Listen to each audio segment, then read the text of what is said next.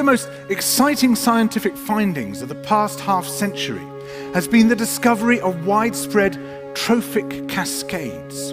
A trophic cascade is an ecological process which starts at the top of the food chain and tumbles all the way down to the bottom. And the classic example is what happened in the Yellowstone National Park in the United States when wolves were reintroduced in 1995. Now, we all know that wolves kill various species of animals, but perhaps we're slightly less aware that they give life to many others. Before the wolves turned up, they'd been absent for 70 years. That the numbers of deer, because there was nothing to hunt them, had built up and built up in the Yellowstone Park, and despite efforts by humans to control them, they'd managed to reduce much of the vegetation there to almost nothing. They'd just grazed it away.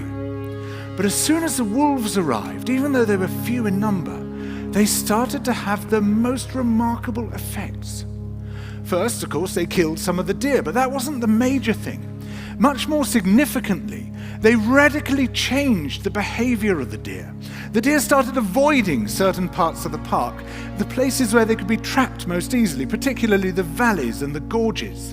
And immediately those places started to regenerate.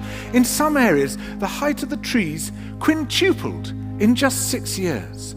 Bare valley sides quickly became forests of aspen and willow and cottonwood. And as soon as that happened, the birds started moving in. The number of songbirds, of migratory birds, started to increase greatly. The number of beavers started to increase because beavers like to eat the trees. And beavers, like wolves, are ecosystem engineers. They create niches for other species. And the dams they built in the rivers provided habitats for otters and muskrats and ducks and fish and reptiles and amphibians. The wolves killed coyotes, and as a result of that, the number of rabbits and mice began to rise, which meant more hawks, more weasels, more foxes, more badgers. Ravens and bald eagles came down to feed on the carrion that the wolves had left. Bears fed on it too, and their population began to rise as well, partly also because there were more berries growing on the regenerating shrubs. And the bears reinforced the impact of the wolves by killing some of the calves of the deer.